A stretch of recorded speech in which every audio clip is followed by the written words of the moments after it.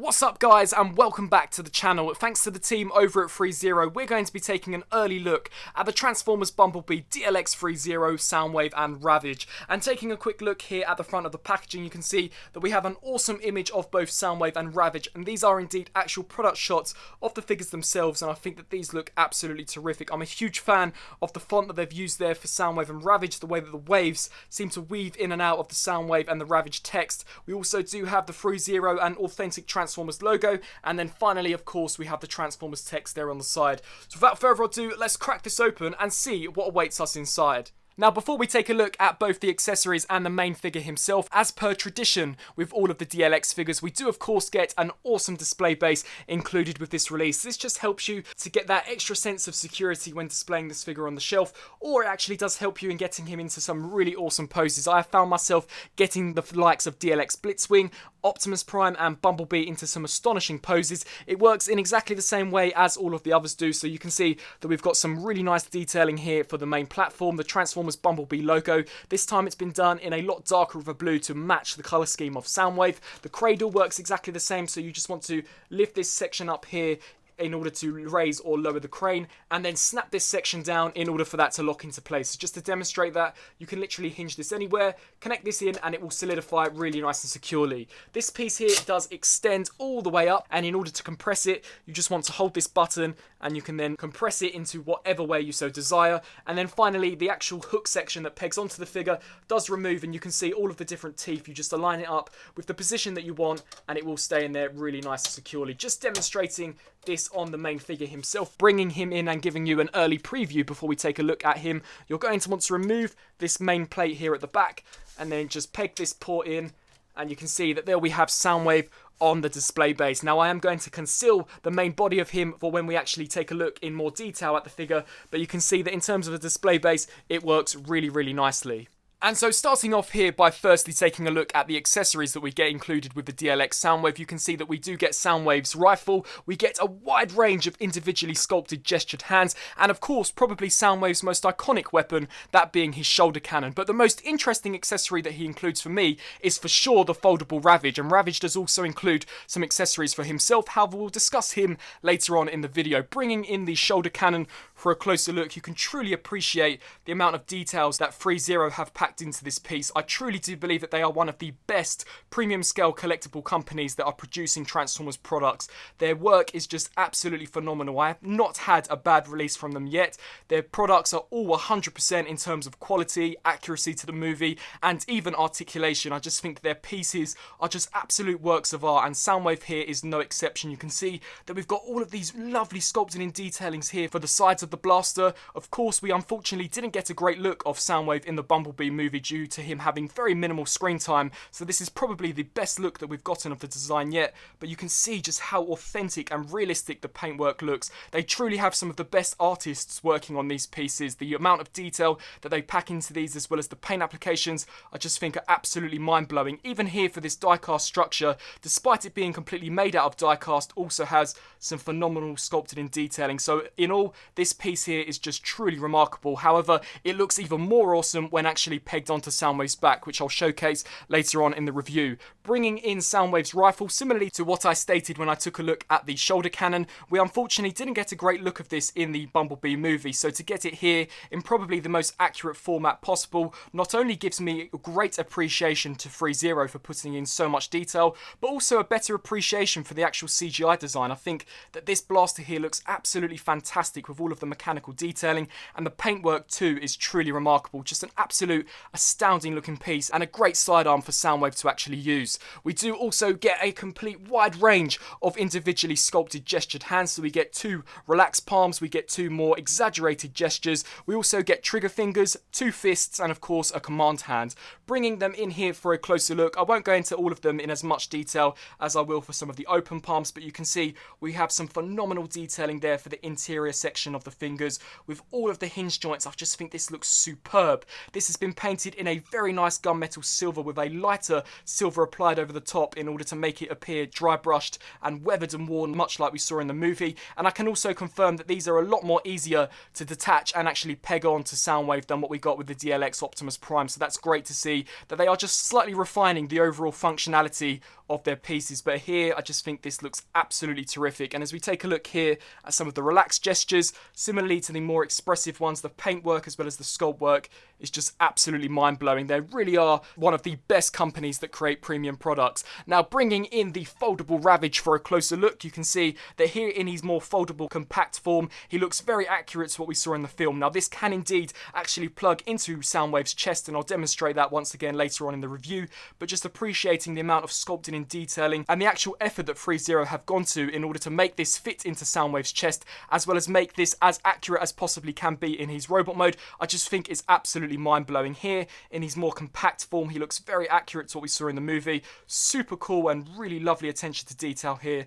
I think that this is an amazing piece. Now, of course, this does indeed convert into Ravage, and to showcase that, to begin with, you're just going to want to come here to these top legs and just attach those. You can see that they do peg in via this tab and slot. You're then just going to want to slide this leg down and then slide this one forwards, and of course repeat the same process here for the opposite side. So just fold all of this down, take the towel here and fold this piece out, and then this section here will also hinge out as well. Once that's done, we can then take the head of Ravage, push this section forwards, and then this chest piece here will also fold over the top, which will then allow us to take this piece and fold this all the way back, which is super, super cool. We can then take the hips now and just bring those down, repeat the same process. We have got a great range of articulation on this piece, so this is him fully transformed, but of course we can utilize the knee joints as well as the foot joints in order to get him in a more natural and realistic pose. So just rectifying all of these joints here, folding them in a more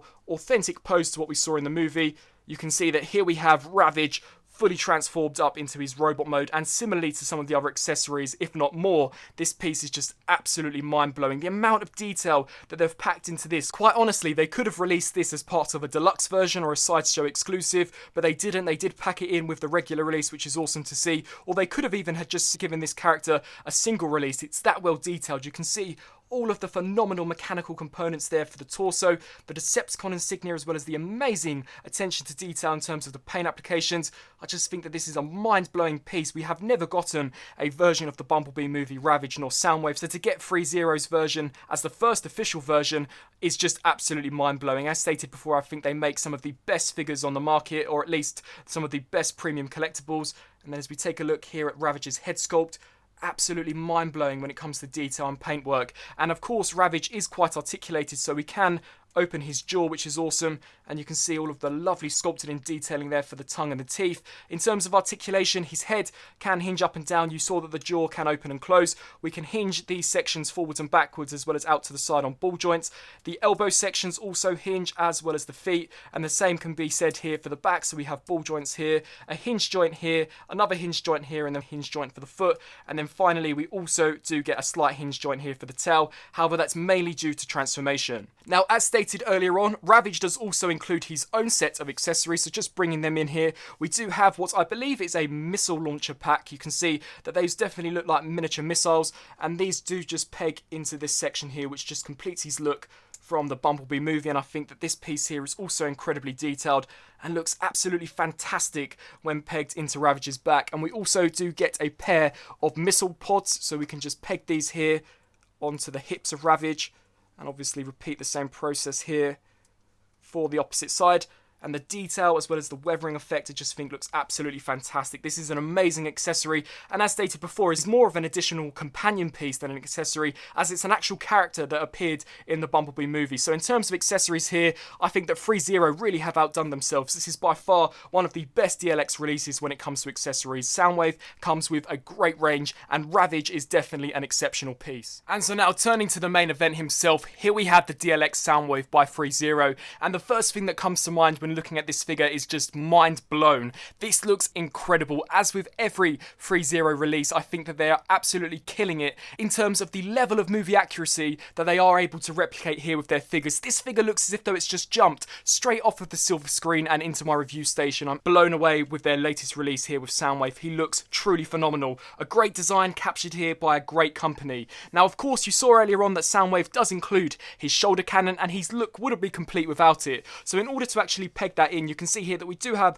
a port here on the back, and this die-cast strut here will tab in there really nice and securely. So I recommend just aligning that up, giving it a very gentle wriggle, and then just putting that over the shoulder, and you can see this for me just completes his look. He looks incredible, a remarkable looking piece. So with all that gushing out of the way, let's take a closer look at the details. And now bringing Soundwave here in for a closer look and just admiring the amount of detail that ThreeZero have put into this piece. As stated before, every time I pick this piece up, I'm just absolutely mind blown at how well detailed this is, as well as how well this actually resembles what we saw on screen. I was a huge fan of the Soundwave design from the Bumblebee movie and was actually quite disappointed to see that he didn't have a predominant role in that film. So to get this figure here and just admire it all day long, I'm just in love with this piece. As we bring him in for a closer look and just take a look at the detailing of that head sculpt, it's the perfect blend of a Generation 1 design mixed with the movie aesthetic. I truly believe that this is one of the best designs ever to come out of the movieverse. ThreeZero here have done an amazing job not only in their sculpt work, but once again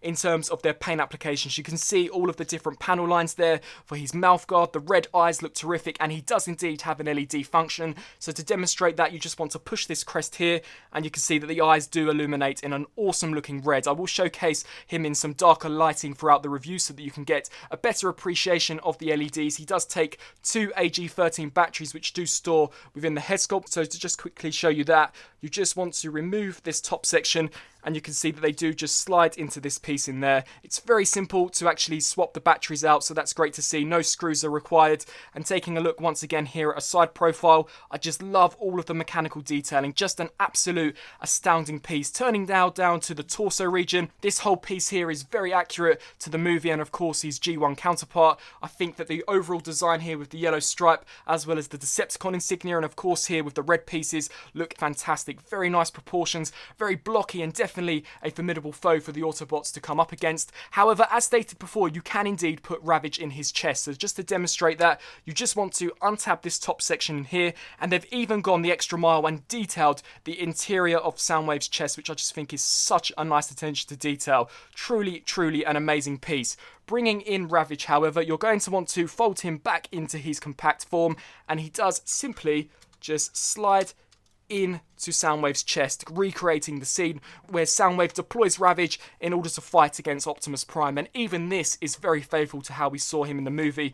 Just such a nice attention to detail, really awesome, and was something that they didn't have to include in this piece. As we turn now to the shoulder design, you can see all of the weathered and scuffed damaged effect that they've applied here for the paint applications, as well as the awesome metallic blue paint apps. I think that all has come out so nicely. As we lift up the shoulder pad, the mechanical detailing here for the bicep can further be seen, and turning him around to the back, you can see all of that incredible detail here on the back as well.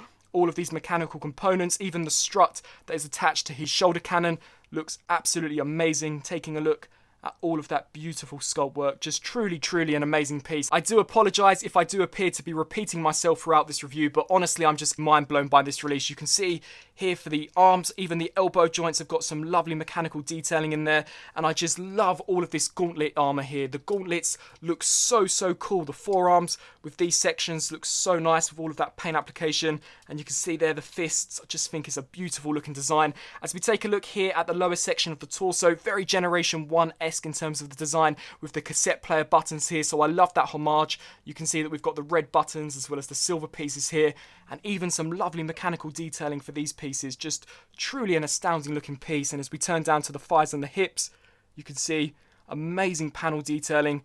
As we turn into the interior section of where his thighs would be, all of this looks incredible. Lovely mechanical components there for the knees, the shins, the armor, the proportions on this, even the feet all look absolutely terrific. As we turn him around to the back, you can see all of the fantastic sculpt work. Just in all, an amazing looking piece. Honestly, one of the best pieces that I own in my collection now. Turning to articulation, the articulation is just as good as the detail, which once again is just mind-blowing. So in terms of articulation, we do get a ball joint here for the head, so this can look up, this can also look down, it can tilt side to side as well as rotate left and right, but we also do get a ball joint here at the neck, which allows you to take that range of motion of the head slightly further and just to get him into some slightly more exaggerated poses, which I'm all for. It's awesome. The shoulder cannon also does have some articulation, so this can be risen up, it can be lowered, it can be tilted side to side as well as rotated around, so you really do have a great range of options here with that. The shoulder shoulder pads can hinge out in order to accommodate the articulation here for the arm, so you can see that the arm can hinge out,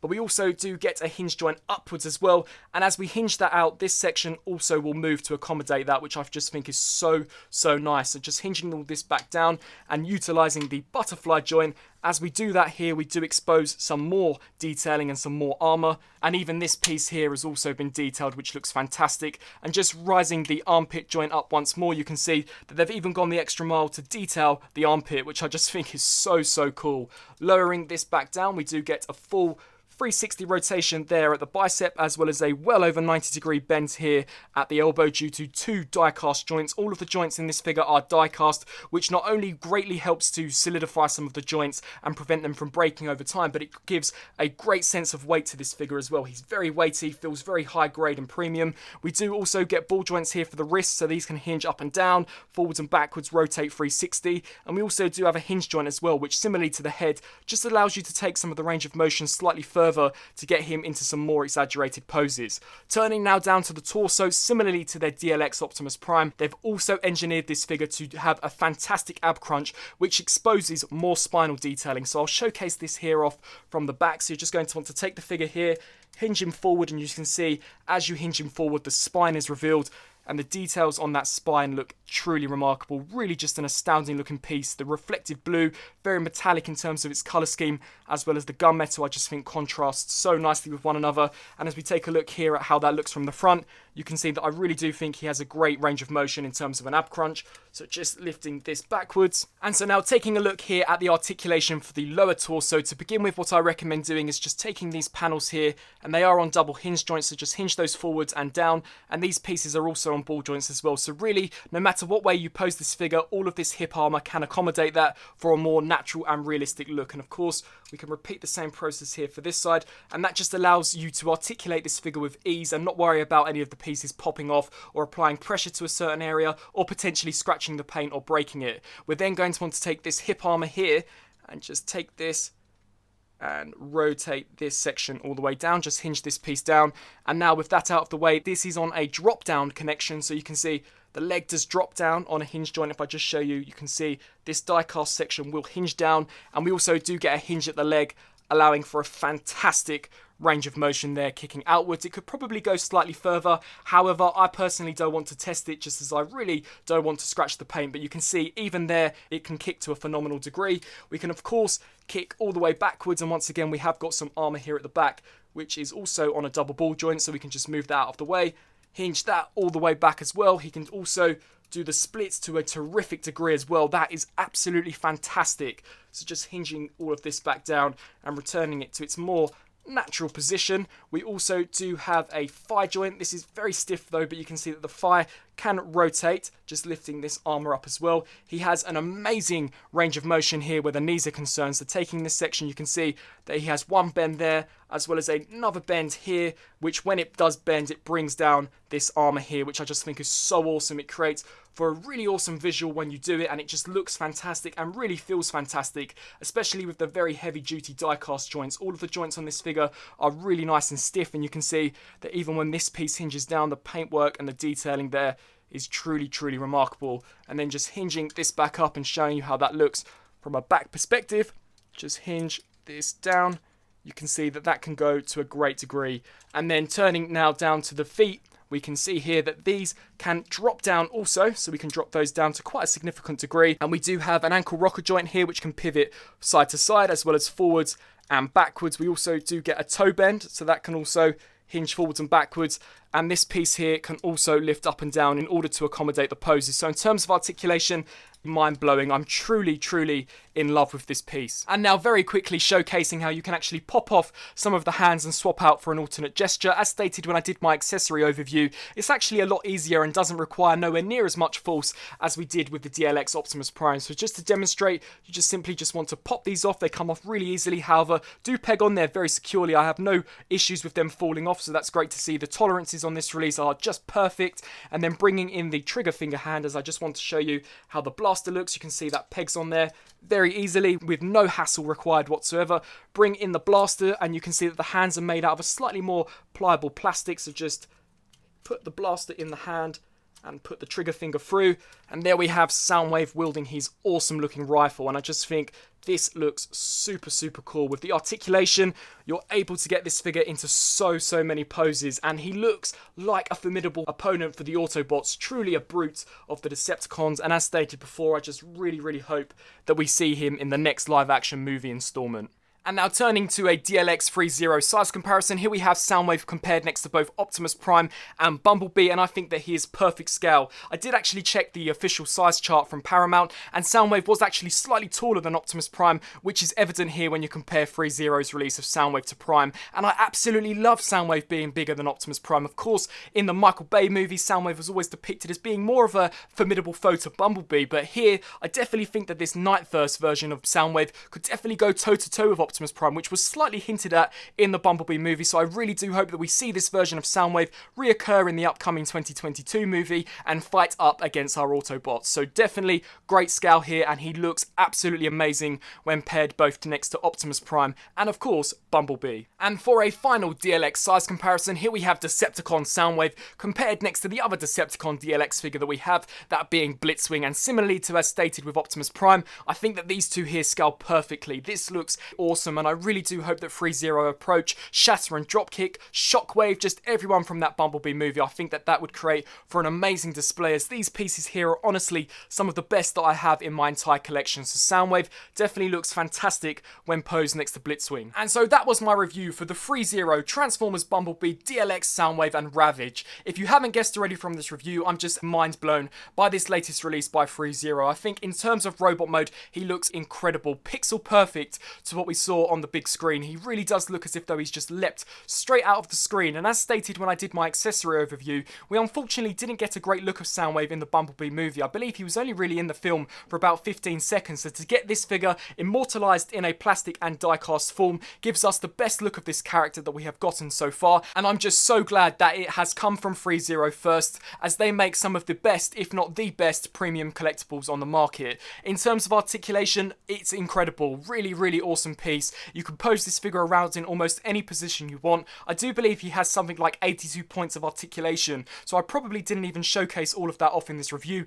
There are smaller things such as some hinge joints in the shoulders, as well as stated before, the shoulder cannon that perhaps I may have missed. So really the amount of articulation that he does have is incredible. In terms of detailing, one of the best figures that I own in my collection. He looks phenomenal. The paintwork is so realistic to the movie, and taking a look at the accessories, I truly do believe that this is one of the best DLX figures, as it comes with an accessory that can transform into a robot. You can see Ravage can store away in his chest like in the movie, or you can deploy him and have him as an actual character standing next to Soundwave, which I just think is absolutely amazing. So for sure, this figure definitely gets high recommendations from me. I want to say a huge thank you to ThreeZero for sending this early production sample out to me for a review, and I will definitely leave links down in the description box below where you can purchase this astonishing piece and add him to your collection. So definitely, this figure is amazing, one of the best pieces that I own in my collection. I really do hope that you enjoyed my review. If you did, please do let me know down in the comment section below, and until my next review, I'll see you then. Thanks for watching.